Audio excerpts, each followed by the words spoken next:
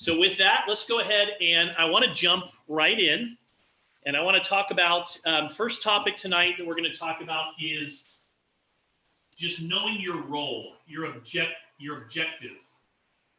I think a lot of people get confused about the objective and about knowing your role as a network marketing professional, knowing your role.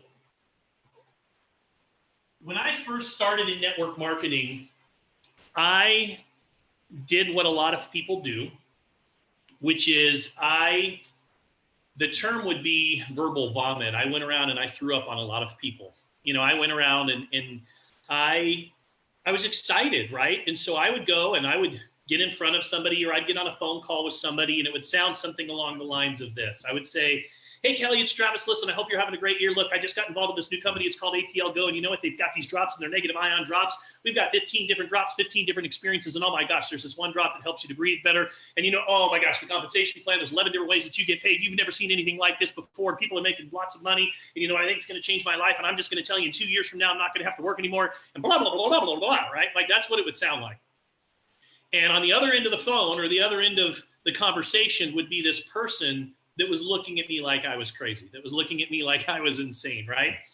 And what I've learned is when you sell, people tend to naturally resist. And I'm going to give you an example. So it's happened to me today. I've been giving this example for years, and it happened today. So let's say that somebody knocks on your door. It's like 3:30, 4 o'clock in the afternoon. You're not expecting someone, and you kind of peek out the window, and there's somebody there standing there with like a clipboard, or you know they're there to sell something. What's the first kind of feeling that you have when you see him outside the window and you're like, oh my gosh, do I even answer the door? And you know, you already have this preconceived notion that this person is here to sell me something. And so instinctively what happens is a lot of times we put up a wall on a subconscious level. One thing that I've learned is everybody wants to buy, but nobody wants to be sold. And so a lot of times in network marketing, we tend to oversell. We tend to make it about us. And what I mean by that is we, you know, when we come at somebody and we're trying to sell them and convince them to do something, it's more about what you want, right? It's almost a selfish proposition. On the other side of the fence is when you are coming at someone from a place of not wanting to sell, but serve. There's a big difference, right? There's a big difference between selling versus serving. And so what I had to learn to do is to understand my role as a network marketing professional. And when I defined this, more specifically, when a mentor defined this for me, it helped. It made a big difference for me. And so let's talk a little bit about that. So first of all, what your role is not. Your role is not to go out and try and sell and close a bunch of people into this business.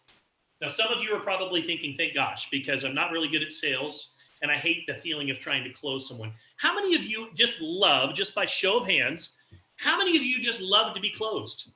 Like, just love it, right? When somebody calls you and invites you to some type of a meeting, and then they try to close you, kind of like you feel when you go to a timeshare type feeling. How many of you just love that feeling of being closed? Nobody? I don't like it either, right? And yet a lot of times when we try and approach someone about the business, or we come at them from a place of, I've got to go get people, right? I hate that term. You just got to go get people. I used to have a network marketing upline of mine, a sponsor of mine, that would say, Travis, you just got to go get more people. And I hated it. I hated that term, get more people, because getting more people doesn't feel like, you know, there's a difference between being a hunter and being a farmer, right? So a hunter, they go out every day looking for their kill, right? They go out and they look for their prey. They go out with one objective, and it's to, you know, just to kill, to get what it is that they want, right? That's it. That's their only objective. Farmers, on the other hand, what they do is they plant seeds everywhere that they go, or more importantly, they plant seeds in their farm. But if you have a hunter mentality versus a farmer mentality, you're going to struggle in this business. And I will be the first to tell you that I had a hunter's mentality for probably the first year that I was in network marketing. I would just try to get people, right? Like I mean, that's all I tried to do is just get people into my business. And I would do it through things like, you know, hunters use things like hype, desperation, over-promising, right? So, you know, when you're a hunter, you use these things to try to trick people or get people into your business. But a lot of times what happens is the business never flourishes, and let me tell you why. The number one reason that people leave network marketing, the number one reason is over-promising, setting false expectations. That's the number one reason why people leave network marketing. And it usually comes from somebody that was more of a hunter mentality that says things like this. Listen, Pamela, you don't even have to do anything. You just take a spot. All you have to do is just take a spot right now, and I'm going to go build this thing, and I'm going to build it for you. How many of you have had that happen? Where so you just took a spot, somebody built the whole business for you, and you made a fortune, and you never had to do anything? Has that happened to you before? But has it ever been promised to you before? How many of you have been told that before? Right? I'm sure several of you have, right? So hype comes from a place of desperation. Hype usually comes from a place of, I don't have or have not developed the skills yet, so I need to exaggerate. And over-promising, right? Over-promising that this is easy. It's never been easier. You know, you don't hardly have to do anything. You can just join, and in 5 minutes a week, and you can go build a huge business here, right? Those are things that are all coming from a place of a hunter's mentality. A farmer, on the other hand, you know, they just plant seeds wherever they go. And so when I defined what my role was and what my objective was, it became easier for me. So my objective really comes down to 4 key things. Number 1, I notify people of what I'm up to. Okay? Number 1 is notify people of what I'm up to. So I'm going to read you something that we wrote many, many years ago called the notification principle. And it's kind of exaggerates a little bit. It's a little bit fun, but humor me because I think that you'll get the point. So first of all, what you need to know is out of every 100 people in your warm market right now, 10 to 15 of them are seriously looking for an additional way to make an extra paycheck every single month.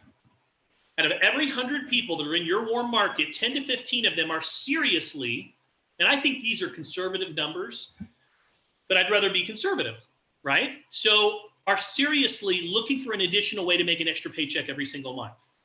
And what I'm about to share with you is for network marketers who insist on keeping their business a secret, right?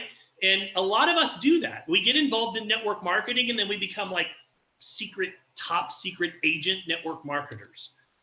You guys know what top secret marketers are, right? It's like you're in the business, but you don't want anybody to know you're in the business, right? I went through that period in my early stages, you know, just by show of hands. How many of you you don't want people to know that you were doing network marketing? Be honest, by just show of hands. Yeah, right? You would kind of have this, oh my gosh, what are people going to think of me if I'm doing one of those things? So I'm just going to give you a little bit of perspective. So you're ecstatic, okay? You're excited. You just brought somebody new into your business and you're a brand new distributor. They've signed up. They went to your website. They signed up. And now they're waiting for their kit. They're waiting for the products to arrive. And as a well-trained sponsor, you set up a getting started training within the first 72 hours of your new distributor's network marketing career. And you sit down at the kitchen table and you put your little Zoom up and you do a meeting with them, right? And you've got all of your stuff in front of you, you know, ready to go. You pull out your manual or you pull out your memory jogger and all the things that you're going to talk about with your new distributor, right? And you're asking them all the questions that we've been trained as network marketers to ask your new distributor. Hey, Tony, who do you know that has red hair? Who do you know that drives a minivan? Pamela, who do you know that does your taxes? Who do you know that, you know, cuts your lawn every single day? Put them down, put them on your list, right? You're helping your person come up with their names list. You know, do you have your college directory handy? How about your preschool yearbook, right? So you've been told all these things when you're creating a names list, and you keep going. You guys know the drill well. And for those of you that have been in the business for a while, you've probably done it many times before. And you take a moment between reading questions to just breathe. And you look across and you look at the faces of the people at the other side of the table. And there's literally like, maybe they've got like 4 or 5 people on their names list before. And you're thinking, man, they should have at least 50 names by now, right? And what you see is you see fear and doubt on your new distributor's face as they shrug and they say the classic line, which is, I just don't know anybody. I don't know anybody that would do this business. I don't know anyone. So out of frustration, you ask a few more questions, right, from your memory jogger. But still, your new distributor comes up blank. And, you know, maybe at this point, your excitement starts to fizzle a little bit. And maybe you're thinking, oh, man, I've sponsored another dud. I don't know. Maybe that's what you're thinking. But did you really sponsor a dud, or did something else go terribly wrong? That's the question that I want to ask. Because we lip sync through this uncomfortable exercise. We've done this, been taught this for years and years and years, yet we rarely take a moment to see if it actually works or not. So why not for a moment consider what's going through your new distributor's minds when they first join the business, because you can relate, because many of you have been there. Could he or she be thinking, man, I just don't want to talk to anybody about this business until I make my first check? Is that a realistic statement? Somebody might, have you ever, you know, is that something that maybe you felt? I mean, you didn't want to talk to anybody until you had a little bit of success in this business, right? Or I'm not comfortable having my sponsor talk to my friends about this. Is that something that you felt uncomfortable about, trying to get your friends to talk to someone that they don't know, right? Is that something that they could be feeling? Gosh, the more names that I put down on this list, the more rejection that I might have to face. Maybe you felt that way before. Or maybe you have a distributor who says, look, I don't want to talk to my friends and relatives because they wouldn't understand. I couldn't convince them to join this business. So instead, I would rather go talk to total strangers from another state than to talk to anybody that I know, right? Maybe I'll just try to sell them something over the phone. Maybe I'll create some funnels because I don't want to go talk to anybody that I know personally, right? Which is a belief issue, and that's something that we have to work on a little bit. Here's the thing that I've always thought about that. If friends and close contacts don't like your presentation, then trust me, strangers are going to like it even less, just so you know. It's true. But here's the thing. If we can't enroll people that we know, people with whom we already have some sort of positive relationship with, what makes us think that we're going to enroll total strangers? Maybe we just think things will change if we find new people who don't know us. But let's face it, when we decide to talk to strangers instead of our warm market, here's really what we're saying to ourselves. So I want you to consider this. I don't necessarily believe in me. I don't believe in my opportunity. I don't believe in my product, or I'm too ashamed to talk to my friends or my family, or I'm saying I don't think this is an opportunity as a good deal for others, or I'm worried about what my friends will think of me. I'm afraid that my friends will not join and then I'll feel rejected or things will feel awkward. What if my program fails? What if my opportunity fails? I better make certain that I only sign up strangers who don't know me. Or what if I fail? I wouldn't want my friends or family to know that I even tried. See, if we decide to keep our opportunity a top secret from our friends and family, my question to you is this: is that fair to them? Somebody shared this opportunity with you. So my question, I want you guys to answer this. By not sharing this opportunity with your friends and family, I really know what you want to think. Is that fair to them? Yes or no? What do you think? Tony says no. Pamela says no. Why not, Pamela? Why is it not fair? It's not my place to know how people are going to spend their time or money. It's none of my business. Kevin says totally unfair. Why is it unfair, Kevin? Well, because this is going to change their lives. It's not only a product that's going to better their health, but it's an opportunity to better their financial situation as well. Amen. There's another side to that coin, though. What if your family is not your closest people? It's okay. That's okay. Let me keep going a little bit, and then we'll have that conversation a little bit more. Let me keep going. It's a good point that you brought up, so I want you to hang on to that for just a second. So here's the thing. Our single obligation, we have one single obligation as network marketing professionals. There's just really one. I'm going to give you, I'm going to break it down, and I'm going to give you kind of a 4 keys, but if I had to really pick one, this is the one. See, here's the deal that you guys need to understand. Most distributors, they're not duds, nor are they lazy. However, they will avoid anything that involves rejection. It's true. People will avoid anything that involves rejection. So here's what I'm going to suggest to you. Why not turn that exercise into something that your distributor actually wants to do? What if you told your new distributor that you don't have to ask anybody on your list to join your network marketing business? Or you don't have to ask them to even buy your products. Not asking people to join your business is rejection proof, right? Like, it's rejection proof if you look at it that way. See, even before we read our distributor kit, before we start improving our presentation, before we start working on all of these other things, names list, all the things that we've been taught, before all of that, we have one obligation. What's that one obligation? Our job is to educate others about our products and services and about the residual income possibilities of network marketing. I'm going to say that again. Our job is to educate others about our products and our services and about the residual income possibilities of network marketing. Once our prospects are educated with the facts, it's up to them to decide what is best for them. Our job is not to convince our prospects to buy our products. It's not.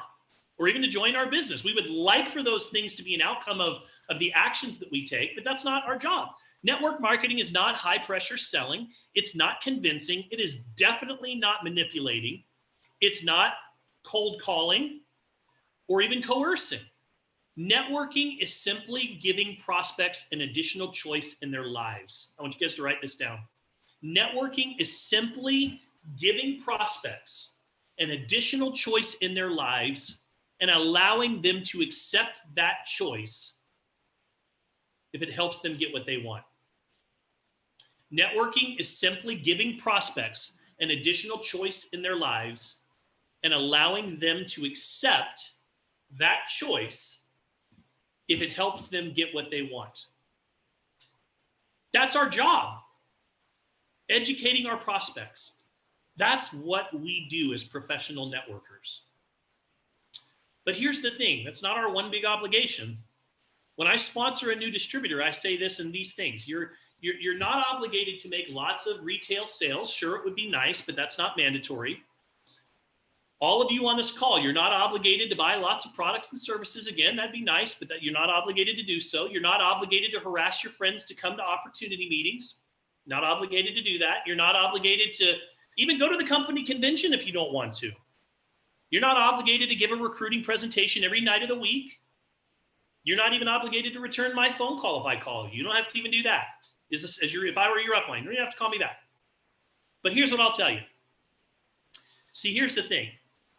If you tell a distributor all these things, they're thinking, okay, if I'm not obligated to do any of these things, great. But here's the thing. There is one thing that you're obligated to do, just one obligation. We have a single obligation to fulfill.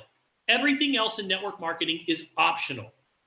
So what is that obligation in our business? Here it is. We must notify our friends, our relatives, our neighbors, our coworkers, that we have decided to start our own part-time network marketing business. That's it. That's your obligation. To notify your friends, your family, your coworkers, neighbors, people that you associate with, your warm market, that you've decided to start your own part-time network marketing business. That's it. There's nothing more to our obligation. And you see, we don't have to sell our friends on our products or services. We don't have to sponsor our neighbors into our network marketing business. We don't have to invite our coworkers to opportunity meetings. We don't even have to explain our business or our products if our relatives don't ask us for more information. I repeat, our only obligation is to notify people of what we're up to. And that's it. And invite them to take a close look. And if they want more information, they will let you know. So you don't necessarily have to learn these fancy presentations. I mean, eventually at a certain point, I think it's a good idea to learn the presentation. But if you're brand new, you really need to focus on that one obligation. And this is great for beginning network marketers because they don't have to go give these presentations to contacts unless they specifically ask us for the presentation. We don't have to push or sell products to the unwilling. We don't need to make intrusive sales pitches during wedding receptions or family get-togethers. It's uplifting, right? Network marketing isn't so complicated after all. Our full-time job is educating prospects and letting them know or letting them make their own decisions. And I share this with you because it's nice to get the burden off of our shoulders. But why is informing our contacts that we've started a business so important? Because you never want them to tell you, man, you never told me about that business, right? That's the real reason that it's unfair. If we were to simply announce that we're in APLGo, many of our contacts would nod their heads and they'd say, that's nice, and that's okay. If they were interested, they could ask us for more information or attend one of our opportunity calls once or twice a week. But if they're not interested, we can go on with our lives, knowing that they were given a chance to get the full story just by asking us. Some of our contacts are going to say, hey, I'm not that excited about my job. I want a little more time with my family too. Tell me a little bit about this network marketing business that you've started. Would you? And that's okay. We can give them as much information as they desire. But there are consequences of neglecting to notify your friends or your family members or your colleagues or the people that you are in your circle of influence. If you don't fulfill your obligation to notify your personal contacts, terrible things can happen.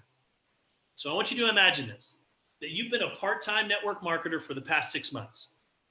Your regular job pays your monthly expenses, so you're able to save all of those extra bonus checks that are coming in from APLGo, and now you have enough money to take that dream vacation. I want to know where you would go. Where's your dream vacation? You've saved enough money. Drop it into the chat. I want to know.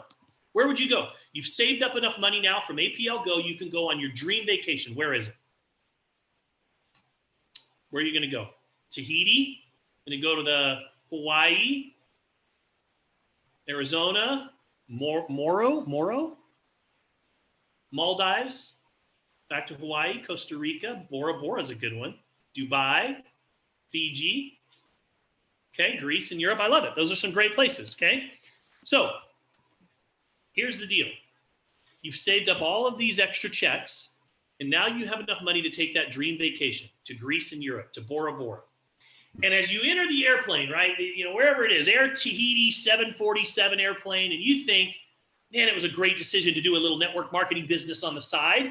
Man, if my business continues to improve, I'll be taking one of these nice vacations every single 3 months, every 6 months. Thank goodness my friends told me about this opportunity.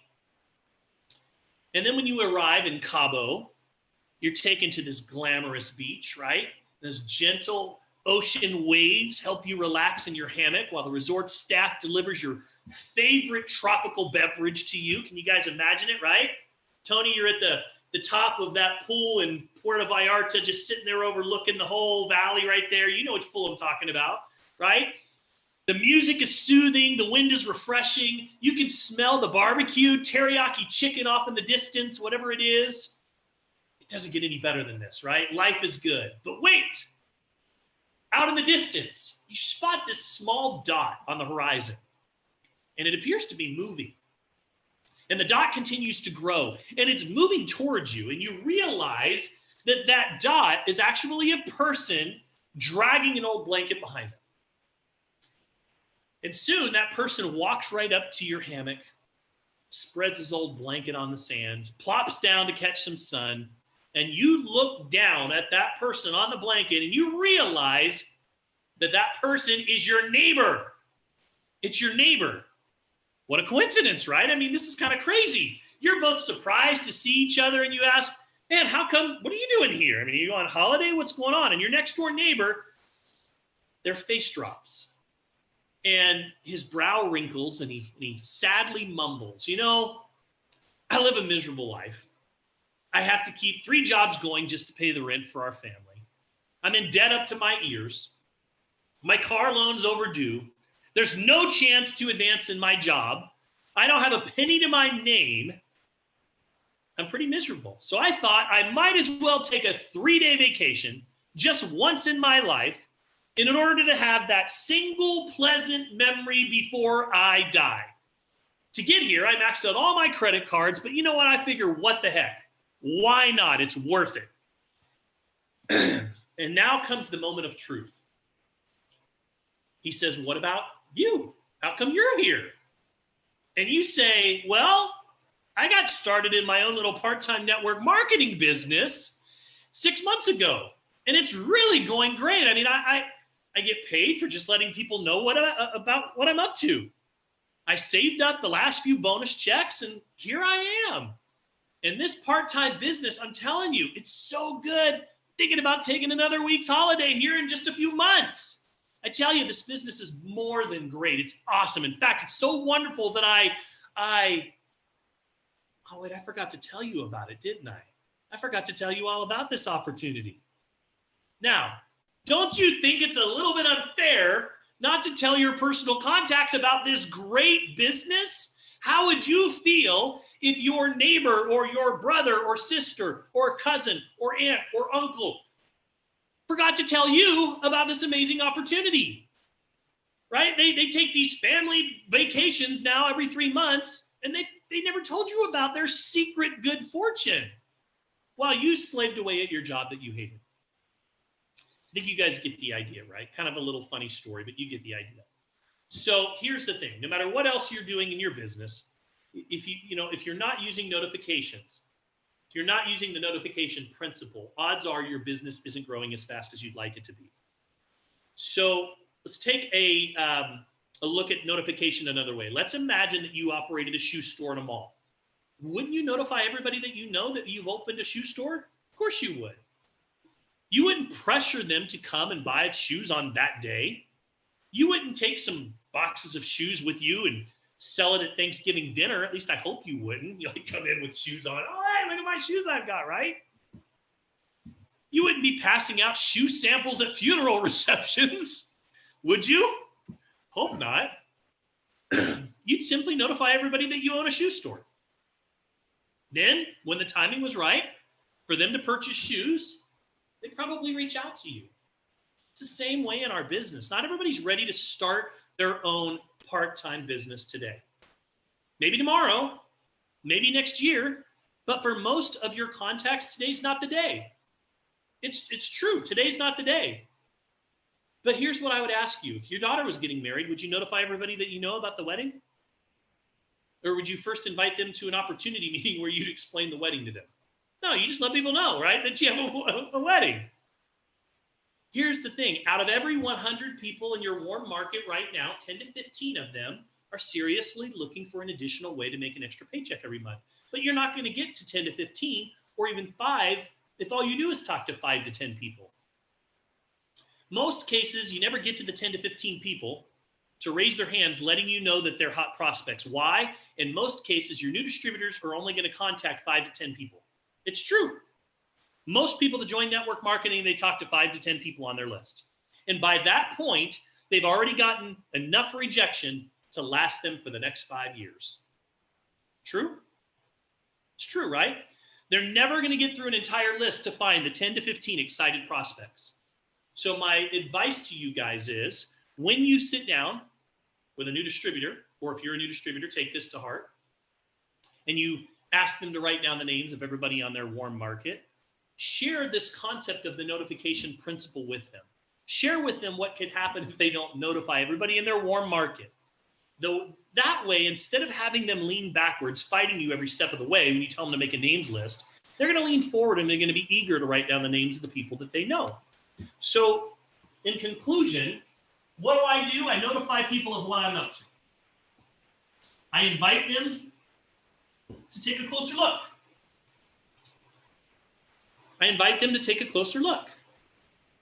Hey, Denny, listen, it may be a good fit for you, may not, but I'd love to give you some more information. It's one of my favorite things to say to somebody, just to let them off of the hook. Maybe a good fit for you, Alicia, may not, but I'd love to give you some more information. Okay? And then I follow up and I answer questions. Because usually when I follow up, they have questions, either about the product, about the opportunity, and what they don't tell you at that point is behind those questions is now a sincere interest. And number 4, I collect decisions. I collect decisions. That's it. This is what I do. I notify people of what I'm up to. I invite them to take a closer look. I follow up and I answer questions, and I collect decisions. And I know that for every 100 people I talk to, I'm going to find 10 to 15 people that are seriously looking for a way to add an additional revenue stream to their household. That's it. But if I only talk to 5 to 10, I'm never going to get to these 10 to 15 people. So I think that one of the most important lessons in network marketing that you can learn is to know your role. Let me put it to you a different way. So I'm a baseball fan. I grew up playing baseball. And in baseball's terms, when somebody steps up to home plate, if you're a good baseball player and you step up to home plate, is your objective to hit a home run every single time that you step up to the plate? Are you swinging for the fence every time that you step up to the plate, or is your objective just to get on first base? To get on first base, right, Diana? Because if I'm trying to hit a home run every single time I'm at bat, what's going to happen more often than not? I'm going to strike out, right? I'm probably going to have a 100 to 200 batting ratio because they're going to figure that I'm swinging for the fences and they're going to pitch to me accordingly.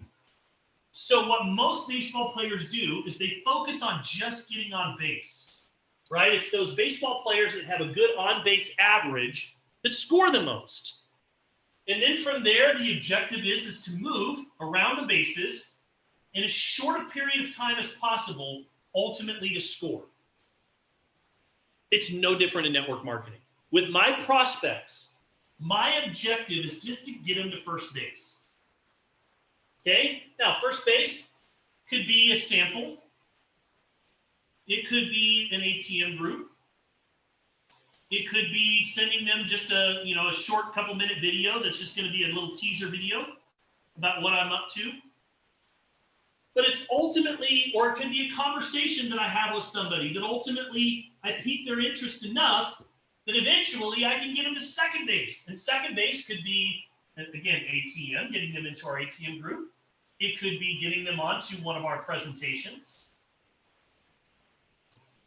And then from there, the next objective would be, again, it could be following up and doing a three-way call. It could be getting them some additional information about the products. And the ultimate objective is to get them here, right, where you collect a decision. But not just any decision. You want to collect a well-informed decision.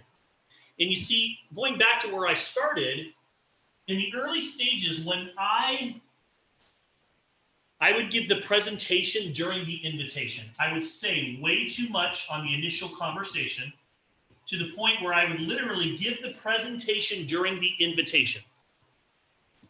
And when I give this presentation during the invitation, it's no different than somebody knocking on my door selling a product that I don't really want to hear their sales pitch. Because people are not ready yet. And so the goal is to get somebody to first base, but then here's the secret. You got to get them to second and third in as short a period of time as possible. If you're doing this and this takes you get them here, and then it takes you 2 weeks before you follow up and get them here, and then another 3 weeks here, there's no urgency. Without a sense of urgency, all value is lost. Dollars always follow value. Talk a little bit more about that in a little bit. So the key is to move them from one exposure. So your job is to be the messenger, not the message.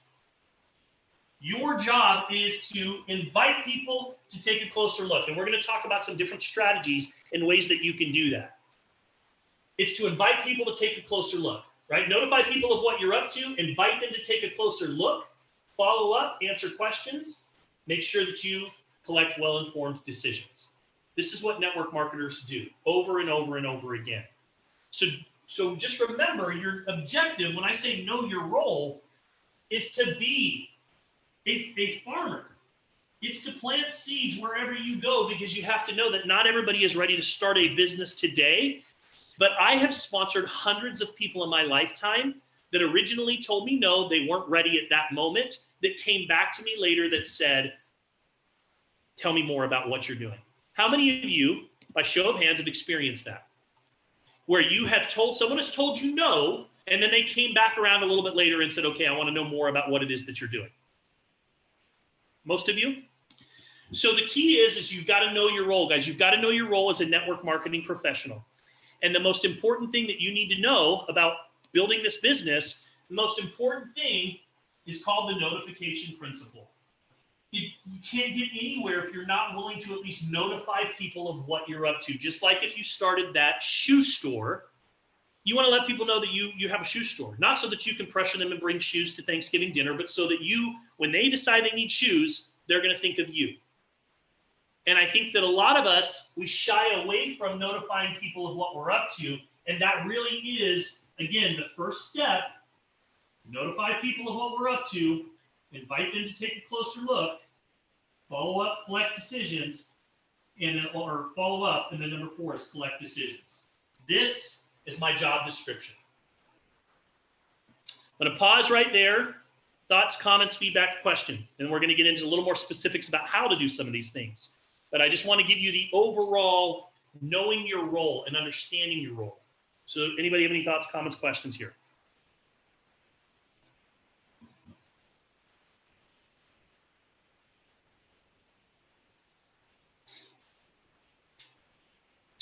So Christine says, what if I tell people in one fell swoop on my Instagram, Facebook stories? I've told some friends and family individually. No one seems interested so far. I just started. I don't have my product yet. So here's the thing, Christina. First of all, when you first start something, it's sad, but a lot of people are doubting that you're going to be here a month from now. It's true. A lot of friends, even family members, are thinking, oh, Christina just started one of those little things, side businesses. She won't be doing this 2 months from now, 2 months from now. Just the sheer fact that you're here a month from now, 2 months from now, 3 months from now, and you're still excited about the opportunity and you're sharing is going to create more and more curiosity. Even my son's 21, and he's building this other online business. And he said, Dad, when I first started, nobody was interested. Like nobody was interested at all. Part of it was the fact that he hadn't honed in on the skills on how to invite people to take a look yet. Part of it was that he didn't have any credibility yet in this space. And over time, he started to develop a little bit of credibility, started to learn some of the skills on how to approach people properly. There is a right way and a wrong way to invite someone to look at your business. He started understanding the concepts of educating people rather than just pitching people. And as he started to develop those things, a lot of people that initially said no came back to him and said yes. And so what I would tell you is right now, your objective is just notifying people of what you're up to. And if you're not getting bites right now, that's okay. But as we continue to talk about some of these next steps that I share with you, we're going to hone in on some of the skills a little bit that will help you to start moving people from first base to second base to third base. Again, the main thing that you want to avoid is you don't want to go out there and give a full presentation on the first exposure.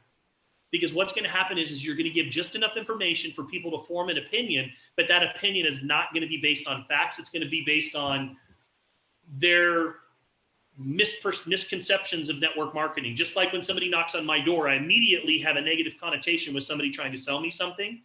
It's that same concept. So give it a little bit of time, hone in on those skills a little bit, show people that you're serious, be here for 90 days now and still be excited. And that in itself will make a difference. Any other questions, thoughts, comments before we move on?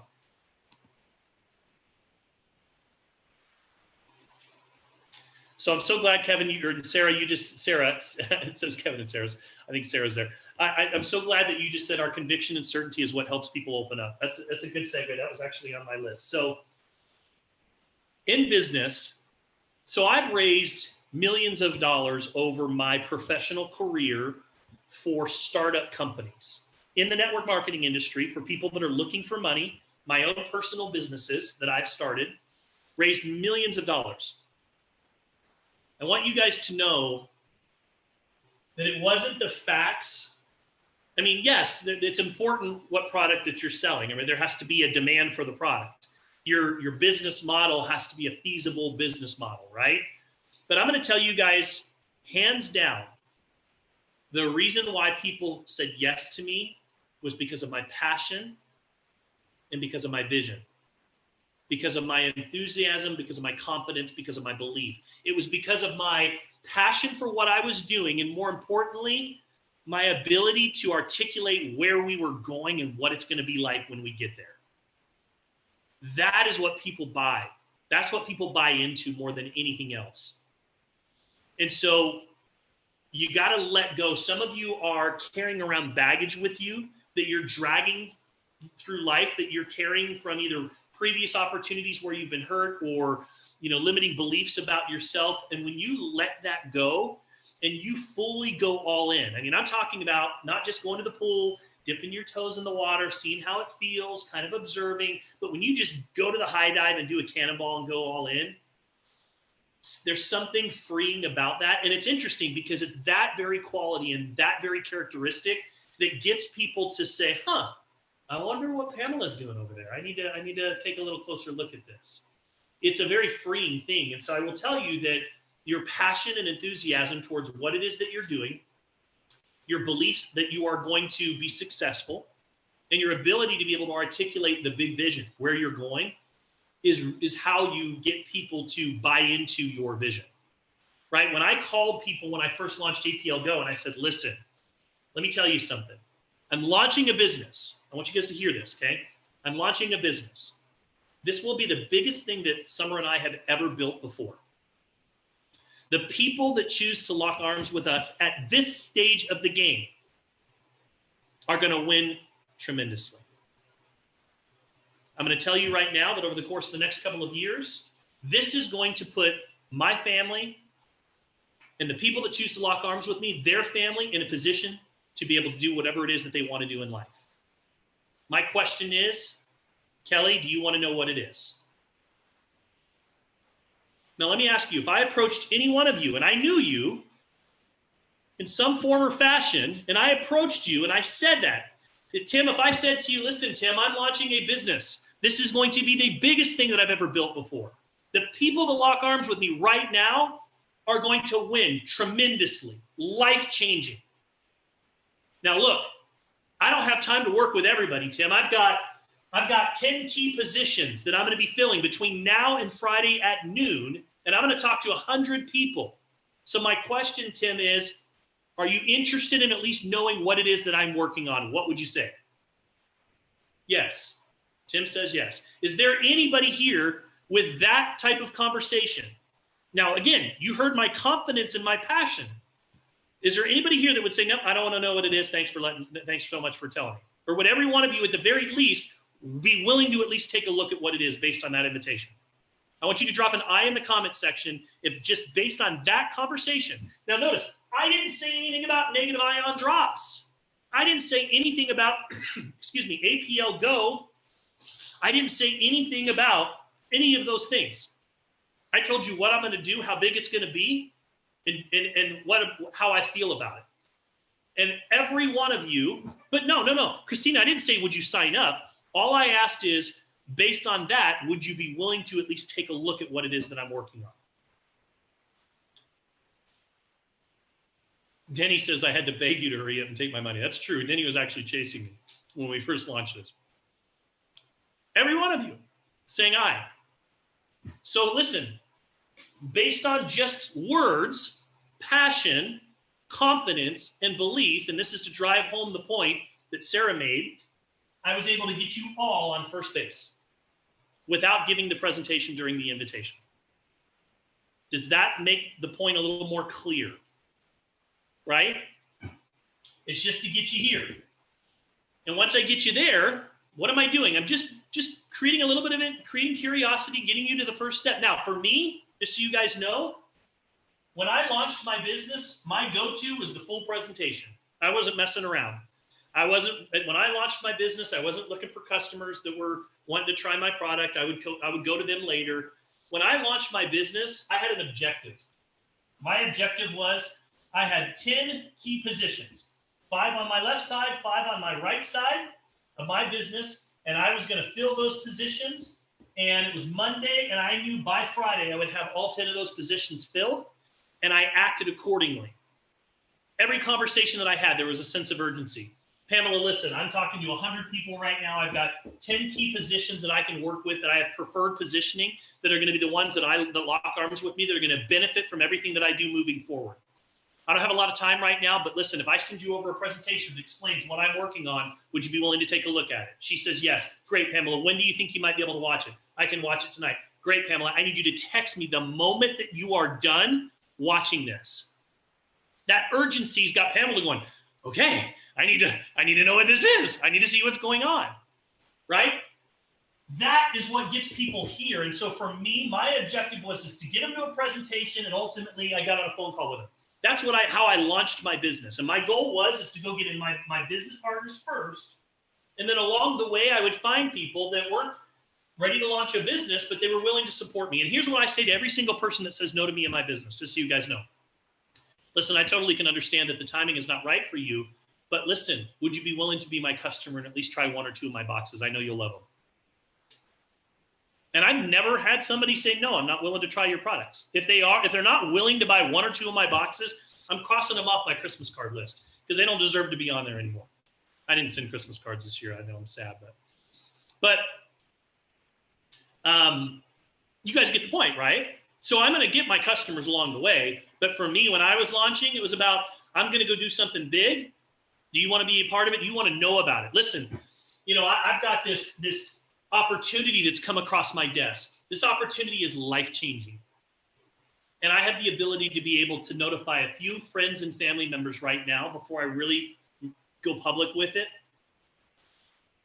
I have the ability to be able to notify 10 people or bring 10 people in on this opportunity. This type of opportunity that could completely change your life. And I want you to know this is going to be the biggest thing I've ever done before. We are all in. I've never seen anything like this before. And I've got a short list of about 40 to 50 people that I'm going to be calling in the next 48 hours. You're one of the first people that I'm calling. I've got a short presentation that explains why I'm so excited. This presentation literally is keeping me up at night. The first time that I saw it. If I send it over to you, will you watch it and take a look at it? Let me know what you think.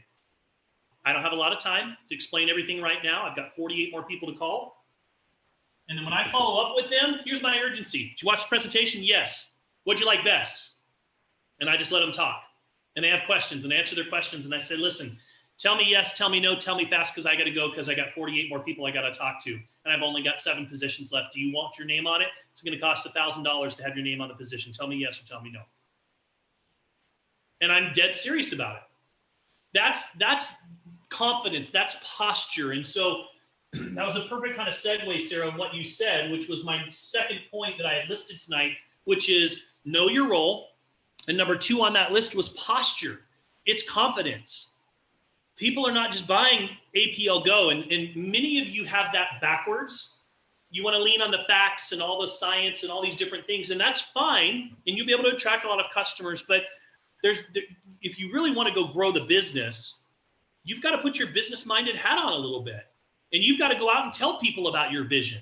You got to go out and tell people about why you chose to get involved with this. We've done a training in the past, and if you haven't watched it, I encourage you to go to our team page, click on units.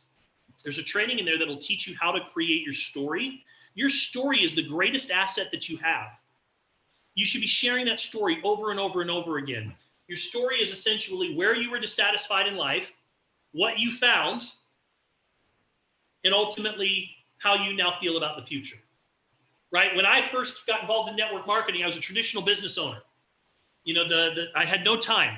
I was always away from my family. I worked 80 hours a week. Summer had to bring the kids up to my office so that I could even see them. I was stressed to the max. Had tons of employees, tons of overhead. Was not happy at all. Then I came across this opportunity that allowed you to be able to start your part-time or spare time, that allowed you to be able to build an income that turned into a residual income, that gave you back your time freedom. And since I found that opportunity, I got to tell you, I have hope. And I've never been more excited about the future. Now that I'm building this business, I can see where I'm going to have the ability to be able to take back my time freedom and do the things that I want to do rather than the things that I have to do. Would you like to know a little bit more about what that business is? It's your story, right? So you've got to learn how to share that story over and over and over again. Any questions, comments, thoughts before we keep moving on?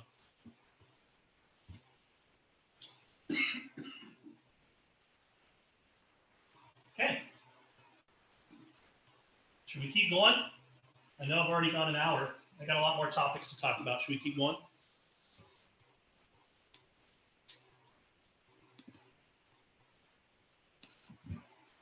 Who do you talk to?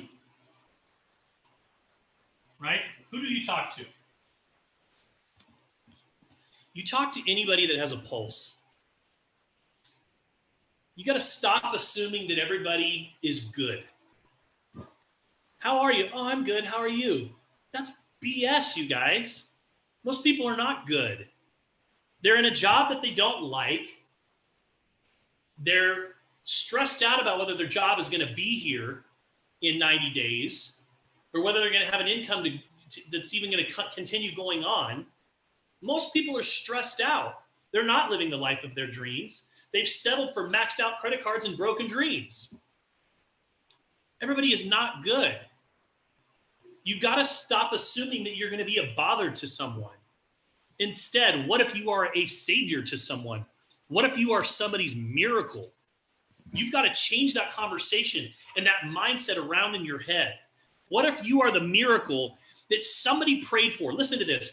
Every single one of you knows somebody that's going to go to bed tonight saying a prayer asking for financial solutions. Every single one of you.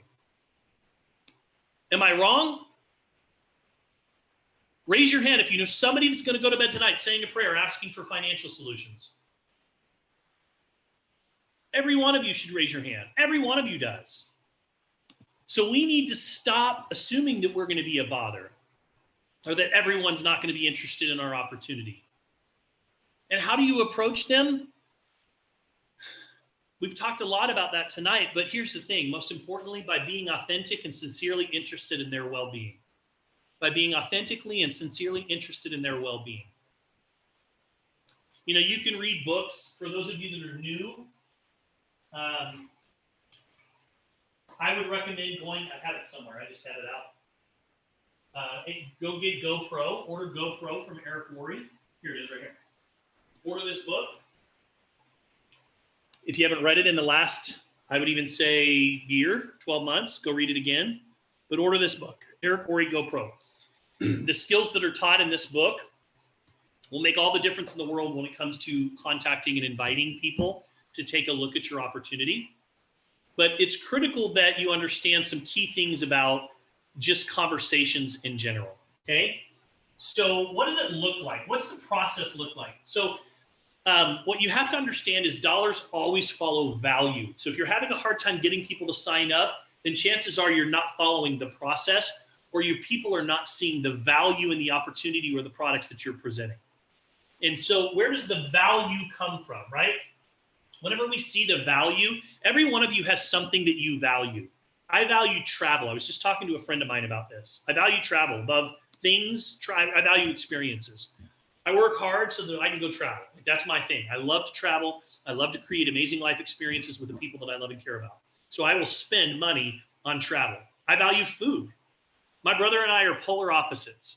You know, I love food and I love experiences. I love nice restaurants. And I don't mind spending money on it because I value that. My brother cannot understand how, you know, somebody could spend $50 on a steak. To him, that's just ludicrous. And that's just different, right? And that's okay. There's nothing wrong. I'm not saying it's right or wrong. It's what everybody has something that they value that they're willing to spend money on. So for you, it's about building value. You know, if somebody tells you they don't have the money, what they're really telling you is I don't see the value. Because here's the thing. Every single person that has said to me, I don't have the money, if I said to that same person, listen, I'm going to give you the keys to my car, brand new Cadillac Escalade, free and clear, it's yours, you can have it. The only thing you have to do is come up with $2,000 between now and Friday morning at noon, and you can have the keys to my car, brand new, paid for, free and clear. Do you think that they'd come up with the $2,000? Every single person that says they can't afford it would come up with the $2,000. Why? Because they see the value. So when somebody tells you that they don't have the money, what they're really saying is either A, I don't see the value, or B, I don't see myself being successful in this environment. And it's your job to help them overcome those objectives. So first of all, the process builds value. What you guys have to understand is the process is so critical. You know, the process always starts with conversations, right? And we'll talk about what those conversations sound like in just a moment. But everything starts with a conversation, and the conversation turns into an invitation. It could be an invitation to try a sample. It could be an invitation to, you know, check out our amazing group where people are having life-changing experiences with their health. Or it could be an invitation to one of our presentations that we're having. But everything starts with a conversation and turns to an invitation. And then from there, you follow the process. If I sampled, the next thing I'm going to do is I'm immediately going to get them into our ATM group so that they can start building belief around the product, so they can see other people talking about the benefits of these products while they're sampling them, right? From there, what I'm going to do is I'm going to get them in front of the information. I'm going to get them on a presentation so that they can learn more about what this opportunity is doing and how it's changing lives. And then from there, I'm going to answer their questions so that ultimately I can collect a decision. Now, here's what you have to understand. This process builds value because, Tony, if you came back to me when we're in this part where you're talking about the opportunity, and Tony, you say to me, listen, man, I just don't know if I could be, I'm not a very good salesperson. Has anybody ever said that to you? I'm just not a very good salesperson. I don't think I would be very good at this. I can say this to Tony. If I followed the plan, I can say, hey, Tony, let me ask you a question. So you and I, back about a week or two ago, we were having a conversation, and I invited you just to try a sample of a product. So Tony, let me ask you a question. Could you hand out samples to people and invite them just to taste them and try it? Could you do that? Yeah. Okay, cool. So check. And then from there, could you add those people to a group that's already done and then tag them on some posts in a group to start building belief while they're trying the products? Could you do that? Yep. Okay. And then from there, Tony, I invited you to a presentation that was happening on that Tuesday night. And, you know, Sarah Shabbat was doing the presentation that night. So she did the presentation. So if you had people that wanted more information, could you send them a link to a presentation? Could you do that? Yeah, I think I can. Okay. And then you had some questions. And because I was new, I brought my business partner in because they knew the business better than I. So I just introduced them to them to help answer those questions. So if your contacts had questions, could you introduce them to me so I can help you get those questions answered? Could you do that? With your help? Yes, possibly. Okay, cool. So then congratulations, Tony, because you can do all of the things that you need to be successful here in this business. See, what you have to understand is people aren't just looking at your products. They're not just looking at your opportunity. They're looking at your approach. And they're saying to themselves, could I do this? Could I do what they're doing? And when you follow this process, not only does it take 4 to 5 exposures before somebody is willing to buy, not only each step of the way do they open up their mindset a little bit more to the possibilities, but now because of the approach, you're giving them all of the information that they need, and they see it in a way that they're thinking, well, I could do that. I could definitely do that. And that's why the systematic approach is so important. And again, the key is to do this in a condensed period of time, because again, without a sense of urgency, all value is lost. So you've got to, so the value comes from this. Now, let's talk a little bit about just the conversations for a moment. Let's talk a little bit about what do those conversations sound like. So for me, I believe in asking questions. The more questions that you can ask, the better. You know, I said something earlier, be sincerely and authentically interested in other people's well-being. You know, a question that I'm asking a lot right now is just what's on your mind? What's on your mind? I ask this question, then I go quiet. I let them speak. I let them tell me everything that they're going through. Their thoughts, their feelings, their fears. And I will tell you guys that people are feeling a lot right now. And a lot of people have nobody to talk to about this. Others are energized by a crisis. They're full of ideas, but they have no one to talk to about this. Just listen. Say nothing. And then when they complete, ask them this. So what's your biggest challenge that you're experiencing or facing right now? At this moment, nobody hesitates. Nobody's vague. Everyone cuts straight to the chase and has a direct answer to the question. Just listen. Say nothing. And then when you're complete, when they're done talking, all you have to say is, would you like some help with that? And now you're in a coaching conversation, right? So asking questions, listening. That's what we do. We ask questions, we listen, we tell stories. We ask questions, we listen, we tell stories. You know, a mentor taught me a long time ago 3 questions that were life-changing for me. The first question, are you happy? Are you happy? Second question, if no, do you have a plan in place to give you everything that you want in life? Do you have a plan in place to give you everything that you want in life? And the third question, if they said no, would you like to take a look at one? Would you like to see one?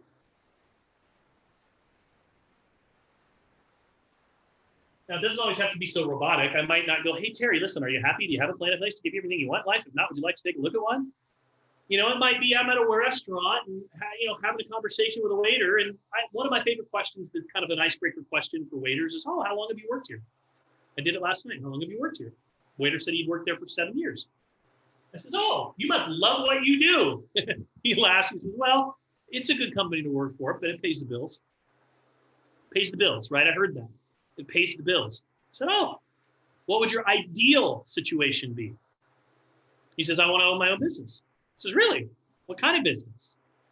He says, well, you know what? I'm not really sure yet. I'm looking at this. I'm looking at this. I said, oh, okay. Well, would you be open to taking a look at a business opportunity? Because I'm looking for sharp individuals just like you. I'd love to have somebody like you on my team. He says, really? What do you do? I'm like, funny you should ask, right? Funny you should ask. Now listen, I don't have a lot of time to get into it right now. Running out the door. But you give me your number. If I sent you over a short presentation that explained what it is that I do, would you be willing to take a look at it? He says, absolutely. This is great. Give me your information. So asking questions is the key to having the right conversations, right? Asking questions. Now, there's a lot of different approaches. We don't have time to get into all of them tonight. But, you know, first of all, when it comes to outbounds, inviting people to take a look, there's a lot of different approaches, right? So there is texting people. I've texted people and I've said, hey, John, do you have 5 to 10 minutes to connect today or tomorrow? I have something important to talk about. If I texted you and I said, hey, do you have 5 to 10 minutes to connect today or tomorrow? I have something really important to talk about. What would most of you say? Sure. What's up? What time do you want to connect? So sending a text message, setting a precedence that you have something important, and that way you can establish a time to speak to that person. It's always better than trying to just call them and catching them on the fly, right? So I've texted people. I've sent messages on Messenger. This has worked really, really well for me. You know, when I was launching my business and I didn't have a lot of time to speak to every single person, I sent 60-second messages. I wrote it out first, so I knew exactly what I was going to say. And I'd say something like, hey, Kevin and Sarah, listen, I hope that 2021 is treating you right. Listen, I don't know what you guys are working on right now or if you're even open. But I have got something that's come across my desk that I have to tell you is keeping me up at night. In fact, this is going to be the biggest thing that I have ever built in my life. People that choose to lock arms with me at this stage of the game are going to win big. They're going to benefit tremendously from everything that happens from this point forward. If you are at all open to taking a closer look, let me know and I can drop you a little teaser video here into the comments section. And then from there, we can schedule a time to hop on a call. How does that sound to you? Boom, I'm done. And I, most of the time, based on the message that I created enough curiosity to get them to first base, to take that first step, to at least get a little teaser of what it is that we're working on. So text messages, voice messages work. The next thing is samples, right? Samples, you can send out samples. Right now, mail is slow, so there's a little bit of a time delay there. So even if you're waiting on the samples, I would still get them moving. I'm going to send you some samples, but listen, mail's slow. In the meantime, I'm going to add you to an ATM group and I'm going to tag you on some things so you can at least see what people are saying. And then would it be okay if I, the next time there's a presentation happening, I could tap you on the shoulder and just let you know when it's happening, right? I wouldn't wait. I wouldn't slow down. Fourth thing, funnels and online marketers. Listen, Not everybody is going to be an online marketer, and not everybody is going to have the skill set to build funnels. If you have that skill set, congratulations. It's a great skill set to have. There's tutorials and lessons and things that you can go learn. You can go to Russell Brunson and go to, what's the name of his company, you guys? I forget his name. Funnels. Why can't I think of Russell's company? There's places that can teach you those skills. If those are skills that you want to hone in on, and there's nothing wrong with that. You don't have to be a funnel marketer to be successful, but there's also nothing wrong with being an online marketer either. I always tell people, listen, you can build the business all ways, or you build the business all ways, and you build it always. What does that mean? You build it all different ways, and you build it always. You're always building it. You're always going to hone in on the one or two that work best for you. For me, guys, I'm an opportunist. I get excited about the opportunity. So when I talk to people about the business. Some people get excited about the products, and they talk about the products. Is that right or wrong? No. You figure out what works for you, but you need to hone in and start honing in on your skills in some of these different areas. So text messages, just being direct. I've got something I want to talk to you about. Getting on a phone call with them. Sending messages to Messenger. You can send out samples. You can develop some online funnels. You can become an attraction marketing specialist, right? I would say that for me, if I had to pick probably how I built my business, it's probably 1, 2, and 5. Social media attraction marketing. Attraction marketing is about content. Content establishes trust. Trust drives revenue. Content establishes trust, and trust drives revenue. When you put out content that's good quality content on a regular basis, what happens is people start to see you as an authority in the marketplace. And then when their situation changes, they consider you as somebody to talk to. So over time, as you put out content, good quality content, you start to attract people to you. You start to build your tribe. And then as you build the relationship with them, pretty soon you have built enough relationships that you can send a text message in their messenger that says, hey, happy 2021. Listen, I've got something. Don't know if you're open or not, but if you are, I'd love to drop you a little teaser of what I'm working on right now that I'm so excited about. So there's a lot of different ways to build your business. But at the end of the day, it all starts with just being able to notify people of what you're up to, invite them to take a closer look, follow the system. And then if you want to make a long-term career out of this, eventually you have to learn where to find your people, right? You have to learn how to expand your network. You start networking on purpose. You go out each day with a purpose to come home with new business cards, to come home with new contacts and relationships. When you're online, you're not just perusing social media without a purpose. You're online with a purpose to build new relationships. You're in groups with like-minded individuals that you can interact with and connect with and continue to build. You're looking for reasons to stay in contact with people, right? One of the best things anybody can do, and I'm going to tell you right now, I'm terrible at it. One of the best things that you could do is find a reason and excuse to stay in touch with every person that you meet. Sending them greeting cards, sending them New Year's cards, sending them happy birthday cards. That is one of the best things that you could do, is to build a Rolodex and keep in contact with people and be efficient about staying in contact with them, staying in front of them, building a relationship with them, so that when you do have an opportunity, they're going to be willing to listen. Terrible at it. That's one of the best things that you could do. I think we're getting pretty close to wrapping up here. Dollars follow value, share your story over and over again. Following up, we'll do another training on following up, but I will just tell you that for me, following up is just a natural byproduct of everything else that you've done. A lot of people go as far as they'll invite people to a presentation. They're 50-50. I see a lot of people that are not using ATM. It's still one of the most powerful systems that we have. So we'll be doing some more trainings and focusing on ATM in the coming weeks ahead. But ultimately, the follow-up, just so you know, following up is not something that should be avoided. It's the natural byproduct of everything else that you've done. So when you follow up with someone, my favorite thing to ask them is what did you like best about what you've seen? And it sparks a conversation, and we start to chat. And if they say things like, well, I just don't know if I would be good at something like this, I can then have that conversation that I had with them. Or, another thing I like to ask is, hey, listen, Denny, on a scale of 1 to 10, 10 being ready to get started today, 1 being not interested at all, where do you see yourself? And Denny might say, well, I'm a 6. Great. Denny, what do we need to do to get you to a 10? Well, I need to learn more about the products. Okay. What more information do you need? right? So following up is, when you've done all of this work, there's nothing wrong with following up now. And again, if somebody tells me they're not interested in my business, I always ask for their support as a customer. Hey, listen, I totally understand that things are super busy right now. Can I count on your support to buy 1 or 2 of my boxes of products? I know that you'll love it, and I'd always appreciate it if you would be one of my customers. Nothing wrong with asking that at all. I think I'm going to stop there for tonight. The only other thing I noted down right now that is repetition is the mother of all things. I put a post up today. Hopefully some of you guys saw it in Team Freedom.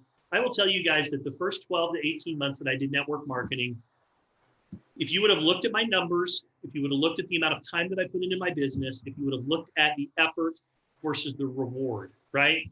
This is what you would have seen. This is what you would have seen. Any rational person, any realist, and by the way, my father is a realist, and he told me I was crazy, but this is what you would have seen. Effort here, reward here. My effort was up here, right? This is where my effort was. My reward down here. I was about here. So literally, I was putting in all this effort, and my income was literally down here. And I got to tell you, during this 18 months, I rebuilt my business at least a half a dozen times. At least a half a dozen times in the first 12 months, I had to rebuild, which means people quit, and I had to start over again.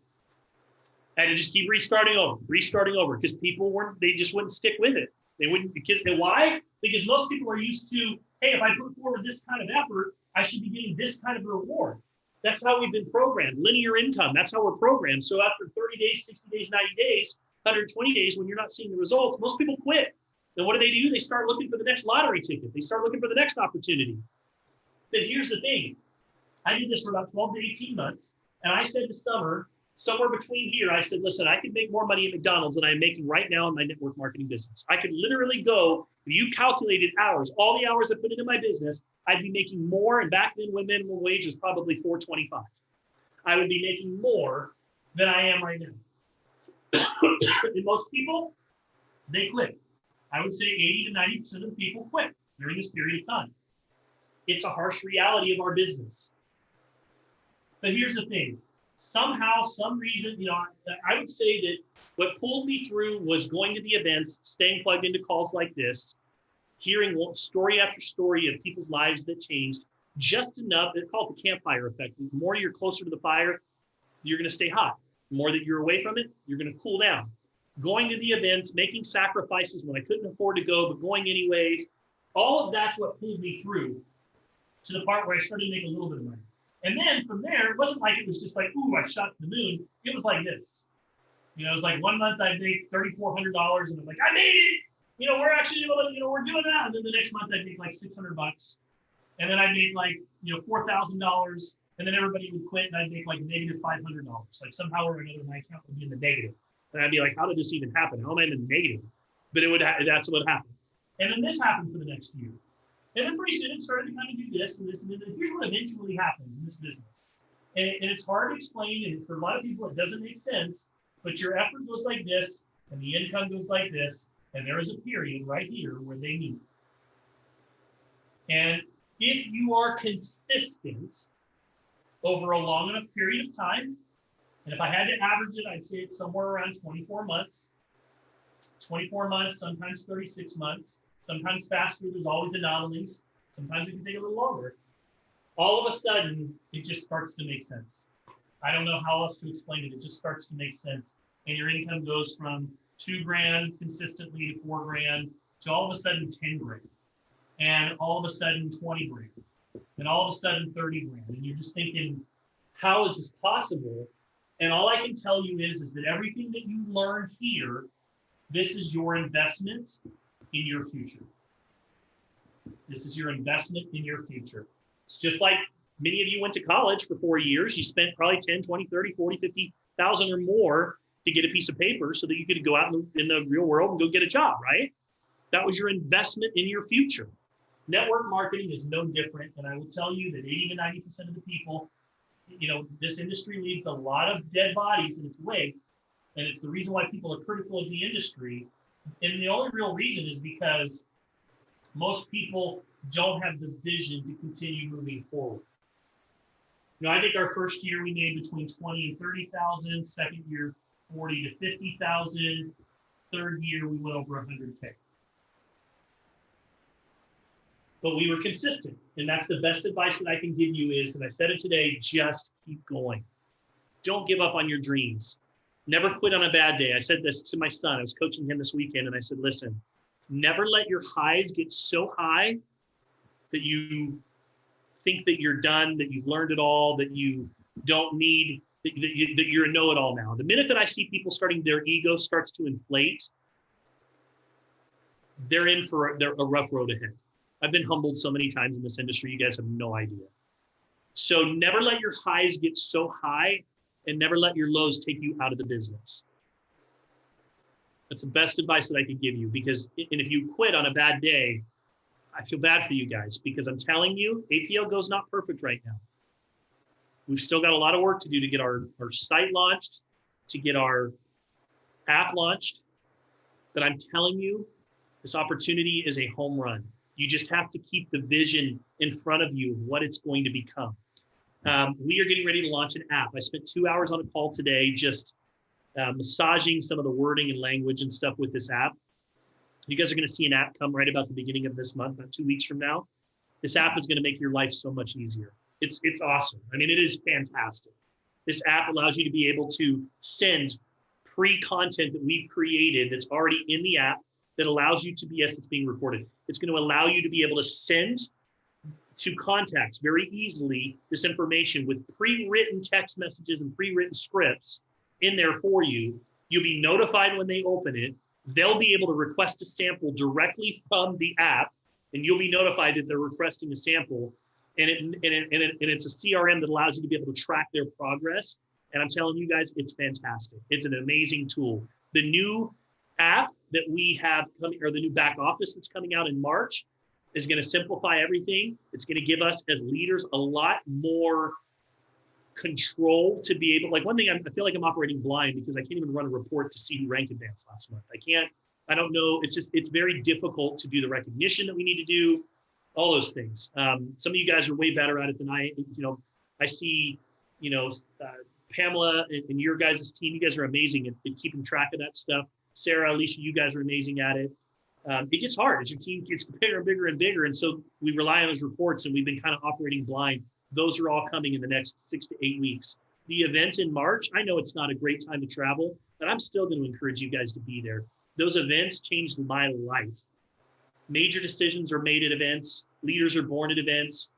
How often do you have the opportunity to be part of a historic launch event with a company on the ground floor in the beginning stages? The pictures of you at that event show people that are following you that you're serious. So the tickets are going to go on sale. We just signed the contract for Paris Hotel. Hotel rooms are like $50, $49 a night. Get to Vegas in March. I am going to stop right there for the night. So thank you guys for sticking with me. I know this was a long one tonight. Hopefully there was something that I said that jarred you in a way that you just feel like, okay, it's time to take my business to the next level. I'm going to open it up. Comments, thoughts, suggestions, feedback, questions.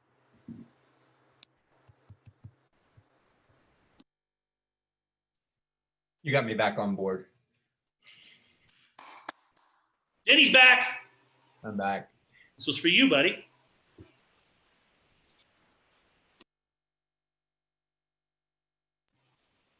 Silence the crowd. Great training tonight, Travis. I'm glad you're feeling better. Thank you. Thank you. I think you left everybody speechless. That was a great training. I think we needed to be reminded of the basics. Appreciate it, Travis. And I'm excited to meet everybody in March. I know that it is a difficult time to travel and not everybody's keen on going out of their way to, go into Las Vegas right now. But this is going to be something really special. It's going to be something that we're going to be able to look back on, and 100% correct. This is going to be something that's going to show the culture of our company. So I encourage everybody to do what you can to get there and to encourage your team members to be there too. I know that it's not going to be a large amount of tickets that are available either. So hop on it when they release them. All right. You guys have a wonderful evening. I will get this training up Probably be uploaded on my YouTube channel by later on this evening, and you guys can access it late tonight or first thing in the morning. We'll get it up we'll load it and load it to our units and our team page, and it'll be a resource for the future. And appreciate you guys being here with me tonight. Good to see everybody tomorrow night. Thursday, I'm up. So an opportunity presentation tomorrow night, 5 Pacific, 8 Eastern, right here on the same Zoom link. Invite your prospects. Tell them you've got an opportunity of a lifetime and invite them to come and join us, because I'm going to bring the fire tomorrow night. So it's good to be back. Good to see you guys. Let's rock and roll, and we'll see you soon.